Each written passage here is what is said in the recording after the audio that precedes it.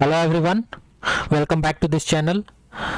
आज हम SSC CGL का जो जनरल अवेयरनेस को डिस्कस कर रहे थे, इसके पार्ट वन में हम लोग 13 अगस्त 2020 के फर्स्ट शिफ्ट के टोटल जो जीएस यानी कि जनरल अवेयरनेस जीए के क्वेश्चंस जितने 25 क्वेश्चन थे उसको डिटेल्ड एक्सप्लेनेशन के साथ सॉल्व किए एक क्विज के माध्यम से ही, जिसके की ऑप्शंस भी अवेलेबल होते हैं। आज हम सेकेंड शिफ्ट के यानी कि यह जो होगा पार्ट 2 है, और इस सेशन का जनरल अवेयरनेस का सेकेंड शिफ्ट 13 अगस्त 2021 के सेकेंड शिफ्ट के जीके के क्वेश्चन को, जीएस के क्वेश्चन को डिस्कस करेंगे।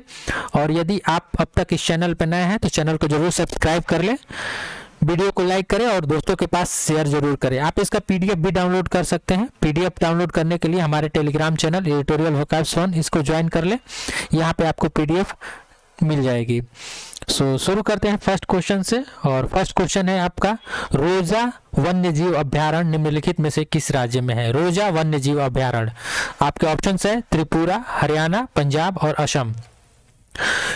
आप जो ऑप्शन नंबर सेकंड, सॉरी यहाँ पे जो थोड़ा मिस्टेक हो गया है, ऑप्शन जो 1 होगा वो होगा त्रिपुरा, और रोवा वन्यजीव अभ्यारण्य त्रिपुरा में है। त्रिपुरा से 2 वन्यजीव अभ्यारण्य पूछे जाते हैं, एक रोवा वन्यजीव अभ्यारण्य और जो सेकंड होता है वो है राजबाड़ी वन्यजीव अभ्यारण्य। यह पूछा गया है एसएससी में, कई बार पूछा हुआ ये क्वेश्चन है, तो इसे आप ध्यान में रखेंगे। बढ़ते हैं अगले क्वेश्चन की तरफ। अगला क्वेश्चन है सेकंड नंबर, वीर सुरेंद्र साई किस राज्य के एक स्वतंत्रता सेनानी थे? वीर सुरेंद्र साई, ऑप्शन है ए उड़ीसा, बी तेलंगाना, सी नागालैंड और डी सिक्किम। तो वीर सुरेंद्र साई जो थे वो उड़ीसा में एक जगह है संबलपुर के जो निवासी थे वीर सुरेंद्र साई, वह भारतीय जो स्वतंत्रता के लिए आज़ादी लड़ी गई थी उसके एक स्वतंत्रता सेनानी थे, और यह उड़ीसा राज्य से संबंधित है। उड़ीसा में संबलपुर है, और यह भी क्वेश्चन पूछा गया है एसएससी में कि संबलपुर निम्नलिखित में से किस राज्य में है? तो आप ध्यान में रखेंगे संबलपुर जो है वो उड़ीसा में है। और नेक्स्ट क्वेश्चन की तरफ बढ़ते हैं। थर्ड नंबर क्वेश्चन है, निम्नलिखित में से किसे दिसंबर 2020 में एशिया पैसिफिक ब्रॉडकास्टिंग यूनियन के उपाध्यक्ष के रूप में चुना गया था? ऑप्शंस है राकेश मोहन, हेमंत पांडे, बीना अग्रवाल, शशि शेखर। ये 4 ऑप्शन है। तो ये एक करंट अफेयर का क्वेश्चन हो गया जो सीजीएल 2020 में पूछा गया था। हो सकता है आगे भी मतलब पूछा जा सके, जो अध्यक्ष उपाध्यक्ष यानी कि चेयरमैनशिप ये सब जो होता है पूछा जाता है, यदि लंबे समय तक रह जाता है तो एशिया पैसिफिक बोर्ड के कास्टिंग यूनियन के उपाध्यक्ष के रूप में चुना गया था शशि शेखर वेम्पति, इनका पूरा नाम है, तो इन्हें चूज किया गया था। नेक्स्ट क्वेश्चन की तरफ बढ़ते हैं। Fourth number question, Mysore palace किसका निवास स्थल था? चंदेल, बी बुंदेला, सी वेडियारो और डी पलास। यह काफी इंपॉर्टेंट क्वेश्चन है, यह स्टेनो के पेपर में भी यह पूछा जा चुका है, सीएचएसएल में भी पूछा गया है कि मैसूर पैलेस, मैसूर महल जिसे कहा जाता था, वो कहाँ है और वो कहाँ है, पहले क्वेश्चन। और सेकंड क्वेश्चन जो है कि वो किसका निवास स्थल था, यानी कि किसका कहने का मतलब जो वहाँ के राजवंश थे पहले के समय के, तो वो राजवंश है चंदेल, बुंदेला, वेडियारो और पलास। तो ये इसका करेक्ट आंसर होगा वेडियारो का। यह कहाँ है? तो यह कर्नाटक में स्थित है मैसूर पैलेस, और वहाँ जो वेडियार राजवंश जो था वही या इसका शाही निवास स्थल कहलाता था मैसूर पैलेस, और इसी में वे रहते थे। अब बढ़ते हैं अगले क्वेश्चन की तरफ। पट्टचित्र कला रूप हिंदू पौराणिक कथाओं में किस भगवान को समर्पित है? ऑप्शन है भगवान जगन्नाथ, भगवान गणेश, भगवान शिव और भगवान ब्रह्मा। करेक्ट आंसर इसका देखते हैं, और करेक्ट आंसर जो है इसका ऑप्शन ए भगवान जगन्नाथ को समर्पित है। पट्टचित्र कला प्रमुख रूप से भगवान जगन्नाथ से ही प्रेरित है, जिन्हें भगवान कृष्ण का अवतार माना जाता है। यह भी क्वेश्चन पूछा जाता है कि भगवान जगन्नाथ को किस भगवान का अवतार माना जाता है, तो वो भगवान कृष्ण का अवतार इन्हें माना जाता है। और यह जो पट्टचित्र कला हिंदू पौराणिक कथाओं में भगवान जगन्नाथ के लिए समर्पित है। ऑप्शन ए इसका करेक्ट है। नेक्स्ट क्वेश्चन 6 नंबर क्वेश्चन है, बाबर निम्नलिखित में से किस वर्ष मुगल साम्राज्य की स्थापना की थी? यहाँ से बहुत सारे क्वेश्चन भी बन सकते हैं। वैसे पहले इस क्वेश्चन का आंसर देखते हैं। 1699, 1526, 1578 और 1634। बाबर जो था, सबसे पहले बाबर अफगानिस्तान के फरगना का एक शासक था और वहां से जो भारत में आक्रमण किया 1526 में, और यहाँ पानीपत का युद्ध हुआ था। पानीपत का युद्ध 1526 ईस्वी में हुआ। बाबर, यह भी पूछा जाता है कब, तो बाबर और इब्राहिम लोदी के बीच यह युद्ध हुआ था, जिसमें बाबर जीत गया, बाबर की विजय हुई थी और 1526 ईस्वी में यहाँ मुगल वंश का स्थापना हो गया भारत में। और इसका जो कार्यकाल था बाबर का 1526 से 1530 तक रहा, और ये लगभग हर साल एक न एक युद्ध लड़ते रहा। 1526 में पानीपत का युद्ध, 1527 में खानवा का युद्ध, फिर 28 में चंदेरी का युद्ध, ऐसे करके इसने बहुत सारे युद्ध लड़े और 1530 में इसकी मृत्यु हो गई। तो ये बाबर से रिलेटेड क्वेश्चन है, जो मुगल साम्राज्य का संस्थापक था। फिर बाबर के बाद इसका क्रम भी पूछा जाता है। बाबर के बाद हुमायूं आता है, हुमायूं के बाद अकबर, अकबर के बाद जहांगीर, जहांगीर के बाद शाहजहां, और इसके बाद अंत में औरंगजेब, जो मुख्य प्रमुख शासक था वो था औरंगजेब, अंत शासक था। ठीक, तो ये इतने सारे क्वेश्चन पूछे जाते हैं इससे रिलेटेड। और भी क्वेश्चंस बन सकते हैं, लेकिन बढ़ते हैं हम अब अगले क्वेश्चन की तरफ। 7 नंबर क्वेश्चन है, जो यह करंट अफेयर का क्वेश्चन है। मिजोरम ने दिसंबर 2020 में निम्नलिखित में से किस बीमारी से लड़ने के लिए लव ब्रिगेड योजना की स्थापना की थी? जो स्टेट में योजनाएं बनती हैं, तो लव ब्रिगेड योजना, इसे ध्यान में रखेंगे। ऑप्शन है उपदंश, HIV, एड्स, क्लेमाइडिया और सुजाक। तो यह सीए का क्वेश्चन है, इतना इंपॉर्टेंट नहीं है, यह पिछले समय के लिए इंपॉर्टेंट था, हो सकता है पूछा जा सके। तो इसका करेक्ट आंसर जो होगा HIV एड्स, लव ब्रिगेड योजना, यह पूछा जाएगा तो आप ध्यान में रखेंगे, यह एड्स से रिलेटेड है। और एड्स जो HIV वायरस की वजह से होता है, तो इसी से रिलेटेड यह जो योजना थी, लव ब्रिगेड योजना, जो मिजोरम में स्टार्ट की गई थी। इसके एक्स्ट्रा फैक्ट्स के बारे में थोड़ा जान ले तो विश्व एड्स दिवस भी मनाया जाता है 1 दिसंबर को एड्स दिवस के रूप में भी मनाया जाता है, और उसी दिन यह योजना जो है स्टार्ट किया गया था। ठीक, अब बढ़ते हैं अगले क्वेश्चन की तरफ। 8 नंबर क्वेश्चन, लक्ष्य सेन निम्नलिखित में से किस खेल से संबंधित है? तो लक्ष्य सेन निम्नलिखित ऑप्शन है टेबल टेनिस, बास्केटबॉल, बैडमिंटन और लॉन टेनिस। तो लक्ष्य सेन जो है ऑप्शन सी करेक्ट होगा, बैडमिंटन से। यह भी एक बार क्वेश्चन एसएससी में पूछा गया है कि लक्ष्य सेन किस जगह के निवासी है, तो यह अल्मोड़ा के निवासी हैं, और लक्ष्य सेन बैडमिंटन से खिलाड़ी है, कई सारे पदक भी जीत चुके हैं, और यह लक्ष्य सेन जो है भारत के एक अंतर्राष्ट्रीय खिलाड़ी हैं। बढ़ते हैं अगले क्वेश्चन की तरफ। नेक्स्ट है 9 नंबर क्वेश्चन, निम्नलिखित में से किसे जनवरी 2021 में राष्ट्रीय स्वास्थ्य प्राधिकरण द्वारा स्वास्थ्य बीमा योजना, जो आयुष्मान भारत के मुख्य कार्यकारी यानी कि CEO के रूप में नियुक्त किया गया था? ऑप्शन है राम मोहन राव अमारा, अनिल लड्डा, RS शर्मा और डी संजीव कुमार। तो RS शर्मा जो थे उन्हें इसके CEO के रूप में बनाया गया था आयुष्मान भारत के लिए। राष्ट्रीय स्वास्थ्य प्राधिकरण एवं स्वास्थ्य बीमा योजना के तहत आयुष्मान भारत के CEO के रूप में RS शर्मा को बनाया गया था। यह भी एक करंट अफेयर का क्वेश्चन है। आयुष्मान भारत योजना से रिलेटेड एक क्वेश्चन पूछा जाता है, यह प्रधानमंत्री जन आरोग्य योजना के तहत ही आता है। ठीक, तो इसे भी आप ध्यान में रखेंगे। अब बढ़ते हैं अगले क्वेश्चन की तरफ। नेक्स्ट है 10 नंबर, रुइया गोल्ड कप निम्नलिखित में से किस खेल से संबंधित है? रुइया गोल्ड कप, यह कई बार पूछा गया क्वेश्चन है। ऑप्शन है ब्रिज, जल पोलो, बैडमिंटन और तैराकी। तो रुइया गोल्ड कप जो है वो है ब्रिज से संबंधित, तो ब्रिज खेल का एक ब्रिज जो खेल होता है उसी से संबंधित एक कप है, जैसे कि बहुत सारे कप होते हैं अलग अलग खेलों में, ठीक उसी प्रकार से ब्रिज खेल जो होता है उससे रुइया गोल्ड कप संबंधित है। यह कई बार पूछा जाता है, इसे आप ध्यान में रखेंगे।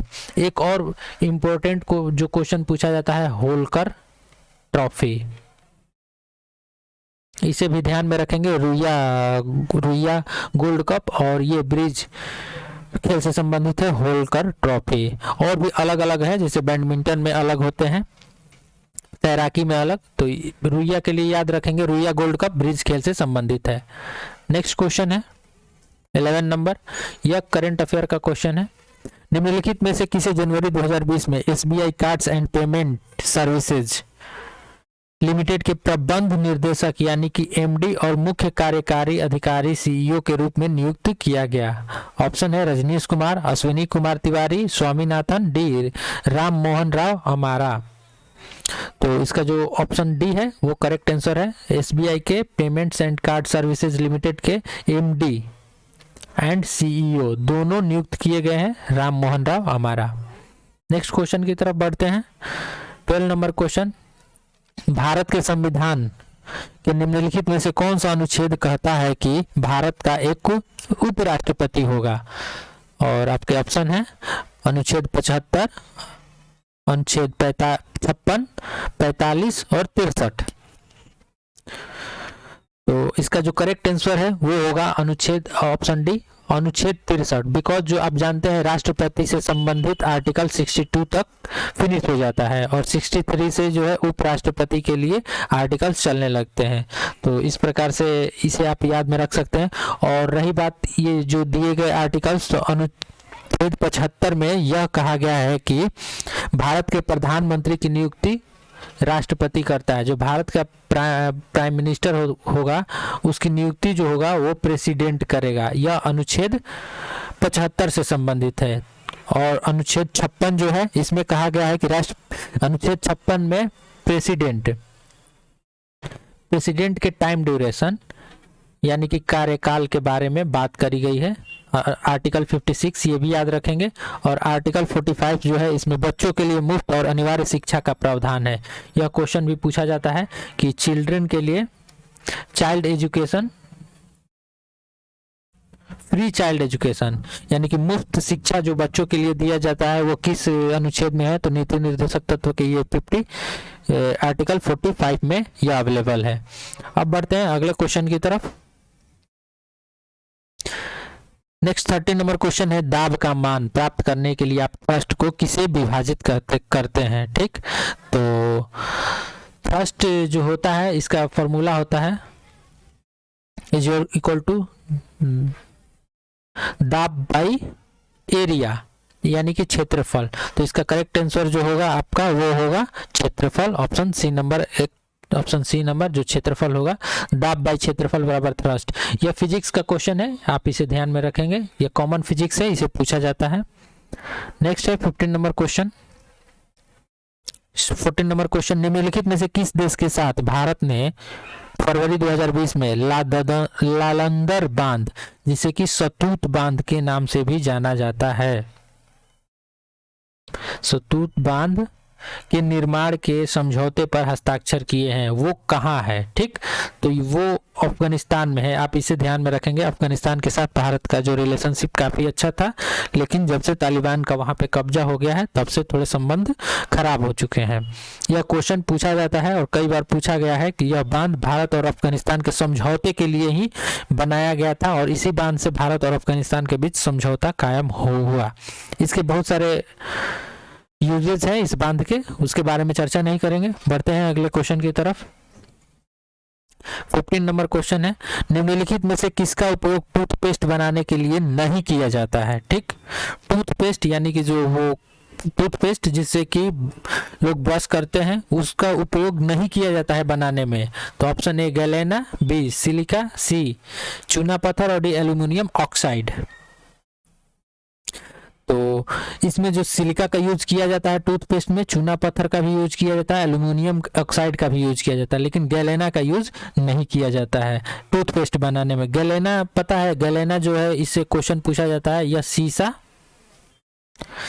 का अयस्क है, इसके वजह से इसका यूज नहीं किया जाता है, यह बिल्कुल ही इसमें टूथपेस्ट में इसका यूज नहीं किया जाता है। यह क्वेश्चन हमेशा पूछा जाता है, आप ध्यान में रखेंगे। गैलेना किसका अयस्क है? तो लेड यानी कि शीशा इसका अयस्क है, यह क्वेश्चन हमेशा पूछा जाता है, आप इसे ध्यान में रखेंगे। और गैलेना का उपयोग जो है निम्न गलनांक बिंदु मिश्र धातु बनाने के लिए भी इसका यूज किया जाता है। ठीक, अब बढ़ते हैं अगले क्वेश्चन की तरफ।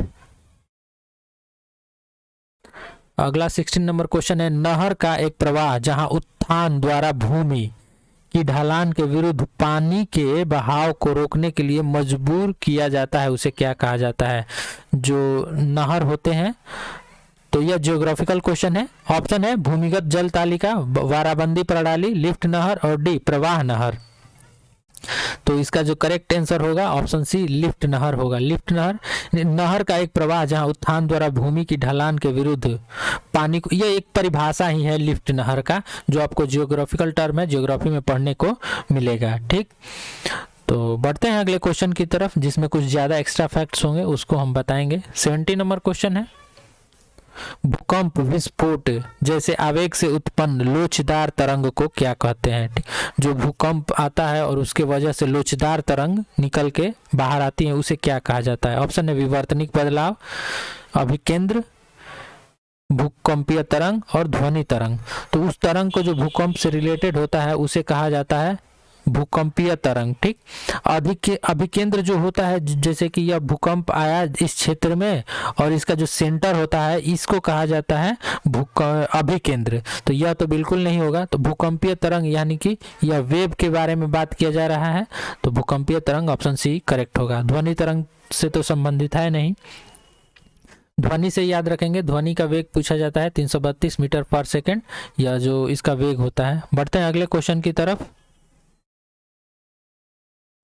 18 नंबर क्वेश्चन है, निम्नलिखित में से कौन होम्योपैथी के संस्थापक थे?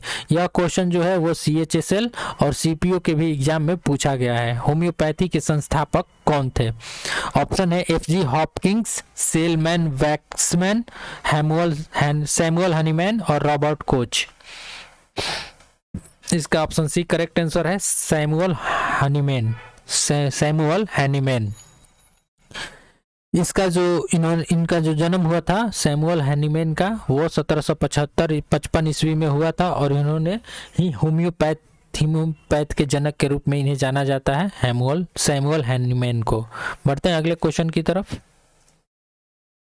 19 नंबर क्वेश्चन, निम्नलिखित में से किस राज्य ने फरवरी, यह करंट अफेयर का क्वेश्चन है, फरवरी 2020 में social awareness and actions pneumonia successful अभियान, निमोनिया जो रोग होता है सक्सेसफुल अभियान शुरू किया है? तो ऑप्शन है उत्तर प्रदेश, उड़ीसा, मध्य प्रदेश और डी सिक्किम। तो यह मध्य प्रदेश से संबंधित है, ऑप्शन सी। इसका जो शॉर्ट फॉर्म होता है SAANS, जिसे social awareness and action to neutralise pneumonia successful, इसका नाम दिया गया है। यह अभियान कहाँ शुरू किया गया है? मध्य प्रदेश में शुरू किया गया है, आप इसे ध्यान में रखेंगे। और यह फरवरी 2021 में यह कार्यान्वित किया गया है मध्य प्रदेश में। यह क्वेश्चन आगे भी पूछा जा सकता है। अब बढ़ते हैं अगले क्वेश्चन की तरफ। यह भी करंट अफेयर का क्वेश्चन है, निम्नलिखित में से किसे नवंबर 2020 में BAFTA British academy of film and television arts के लिए ब्रांड एम्बेसडर घोषित किया गया था? ऑप्शन ए है अक्षय कुमार, बी AR रहमान, सी अजय देवगन और डी कुलदीप हांडू। बाफ्टा जो है British academy of television arts, इसका फुल फॉर्म है, यह पूछा जाता है, यह भी आप ध्यान में रखेंगे। इसका आंसर होगा correct AR Rahman. AR Rahman को इसके लिए ब्रांड एम्बेसडर घोषित किया गया था।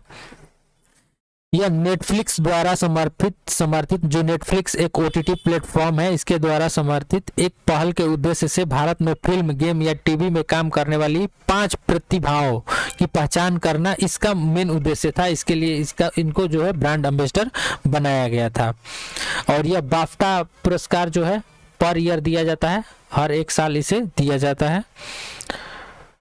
बढ़ते हैं अगले क्वेश्चन की तरफ। रंगभूमि, निम्नलिखित में से किसे रंगभूमि, यह बुक याद रखेंगे, द एरेना ऑफ लाइफ उपन्यास के लेखक कौन है? ऑप्शन है रविंद्रनाथ टैगोर, महात्मा गांधी, मुंशी प्रेमचंद और बाल गंगाधर तिलक। तो रंगभूमि द एरेना ऑफ लाइफ, यानी कि जिसे हिंदी अनुवाद भी है इसका जीवन का अखाड़ा, जीवन का अखाड़ा, यह लिखा गया है मुंशी प्रेमचंद्र के द्वारा। इनकी काफी अच्छी अच्छी बुक्स हैं और जो हमेशा पूछा जाता है। इस बुक में रंगभूमि of arena, the arena of life, इस बुक में है जो एक आम आदमी के जीवन को, अजय भावना को प्रदर्शित करता है। इसे भी आप ध्यान में रखेंगे। और जो मुंशी प्रेमचंद्र ने इस बुक को लिखा है वो गांधीवादी संवेदनाओं से, मूल्यों से प्रेरित होकर एक आदर्शवादी इस उपन्यास की रचना किए हैं। और मुंशी प्रेमचंद्र के कुछ जो महत्वपूर्ण कुछ नोवेल हैं, बुक्स हैं, वो पूछे जाते हैं, उसे आप यहाँ पे देख लें। कर्मभूमि जो बहुतों बार पूछा गया है, कर्मभूमि, और एक रंगभूमि, कफन। कफन जो है इन्हीं के द्वारा, मुंशी प्रेमचंद्र के द्वारा लिखा गया है। और सबसे फेमस जो है वो गोदान, यह हमेशा पूछा जाता है, यह फेमस है। पूस की रात, जिसे जनवरी नाइट भी कहा जाता है, इंग्लिश अनुवाद है इसका पूस की रात, यह भी मुंशी प्रेमचंद्र द्वारा लिखा गया एक काफी इंपॉर्टेंट है। और नमक का दरोगा, इनको आप याद रखेंगे, ये सब पूछे जाते हैं हमेशा। तो अभी जो रंगभूमि पूछा गया है, हो सकता है नेक्स्ट एग्जाम में कर्मभूमि पूछ दिया जाए, तो आप इसे ध्यान रखेंगे। सभी मुंशी प्रेमचंद्र के द्वारा लिखे गए नॉवेल्स हैं, बुक्स हैं। नेक्स्ट क्वेश्चन है 22 नंबर। निम्नलिखित में से किसने लंदन में सर विलियम हॉट कर्जनवाइली की हत्या कर दी थी? तो ऑप्शन है सुखदेव थापर, मदन लाल ढींगरा, खुदीराम बोस और सूर्य सेन। तो ये जो मदन लाल ढींगरा है, सन 1909 ईस्वी में लंदन में सर विलियम हॉट कर्जनवाइली की हत्या कर दी थी। मदन लाल ढींगरा जो कि एक ब्रिटिश सेना में अधिकारी था, ठीक, सर विलियम हॉट कर्जनवाइली। और उसके बाद मदन लाल ढींगरा को दोषी पाया गया और इन्हें भी फांसी की सजा दे दी गई। 1909 में ही इन्हें दोषी पा करके फांसी की सजा दी गई। तो मदन लाल ढींगरा की मृत्यु भी 1909 ईस्वी में भी हो गई। यह भी क्वेश्चन पूछा जा सकता है। अब बढ़ते हैं अगले क्वेश्चन की तरफ। 23 नंबर, निम्नलिखित में से किस मंदिर में आप गोपुरम पाएंगे? गोपुरम एक शिप होता है, पाएंगे। ऑप्शन है शिव मंदिर जो चिदम्बरम में स्थित है, भावतारिणी मंदिर दक्षिणेश्वरी में स्थित है, दिलवाड़ा मंदिर माउंट आबू में स्थित है, और स्वर्ण मंदिर जो अमृतसर यानी कि पंजाब में स्थित है। यह ऑप्शन 4 है और इसमें से एक करेक्ट आंसर है और वो है शिव मंदिर चिदम्बरम, जो कि उसमें आपको गोपुरम देखने को मिलेगा। यह क्वेश्चन पूछा जाता है। गोपुरम यह जो है वो गोपुर यानी कि एक हिंदू मंदिर के प्रवेश द्वार पे स्मारकीय प्रवेश द्वार है, जो कि इस तरह से बनाया गया रहता है, यानी कि इसका एक शेप होता है जो द्वार होता है और इसी को कहा जाता है गोपुरम, ठीक। तो यह जो शिव मंदिर वहाँ चिदम्बरम में है, वहाँ पे इस प्रकार का शेप बनाया गया है, यानी कि यह कहाँ है, तो यह तमिलनाडु में है। यह भी पूछा जा सकता है। और वहाँ पे बनाया गया यह मंदिर 10वीं शताब्दी से पहले का ही बनाया गया है। अगले क्वेश्चन की तरफ बढ़ते हैं। 24 नंबर हिस्ट्री का क्वेश्चन है, निम्नलिखित में से किस अधिनियम में विधायिका में संज्ञा विशेषताओं और प्रांतीय स्वायत्तता की शुरुआत की और केंद्र और राज्य प्रांतों के बीच विधायी शक्तियों के वितरण के प्रावधान भी किए?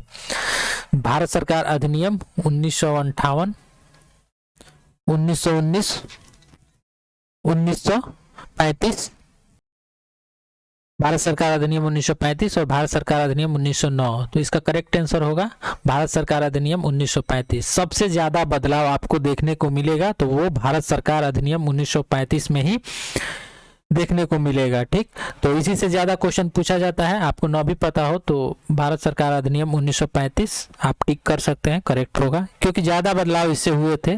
मैं नहीं कहता हूँ कि यही करिएगा। नेक्स्ट क्वेश्चन है 25 नंबर और आज का लास्ट क्वेश्चन है, अंतिम क्वेश्चन है। आरबीएल बैंक का कारपोरेट कार्यालय, आरबीएल बैंक का कारपोरेट कार्यालय कहाँ स्थित है? ऑप्शन है श्रीनगर, पटना, मुंबई और बेंगलुरु। तो करेक्ट आंसर है वो मुंबई है। मुंबई में जो है बीसीसीआई का भी मुख्यालय है और आरबीएल बैंक का भी जो मुख्यालय है वो कहाँ है, कारपोरेट कार्यालय है कहाँ है, तो मुंबई में है। मुंबई से बहुत सारे रिलेटेड क्वेश्चंस पूछे जाते हैं। आरबीएल बैंक, इसका पुराना नाम, यह भी क्वेश्चन पूछा जाता है, रत्नाकर बैंक कहा जाता था, रत्नाकर बैंक, और बाद में इसे आरबीएल बैंक कर दिया गया। यह एक निजी बैंक है, यानी कि प्राइवेट बैंक है। प्राइवेट बैंक और सरकारी, यानी कि सरकारी और गैर सरकारी दो प्रकार के बैंक भारत में कार्य करते हैं, और उसमें से यह जो है गैर सरकारी यानी कि निजी बैंक है।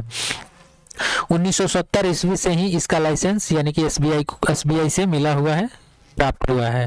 तो ये थे आज के टोटल 25 क्वेश्चंस। आपको कैसा लगता है ये वीडियो? आप इसका पीडीएफ भी डाउनलोड कर सकते हैं। पीडीएफ डाउनलोड करने के लिए हमारे टेलीग्राम चैनल को ज्वाइन करें, लिंक डिस्क्रिप्शन बॉक्स में है। और यदि आप इस चैनल पर नए हैं तो चैनल को भी जरूर सब्सक्राइब करें, वीडियो को लाइक करें और जितना शेयर हो सके शेयर से शेयर करें। So thanks, see you again in next video.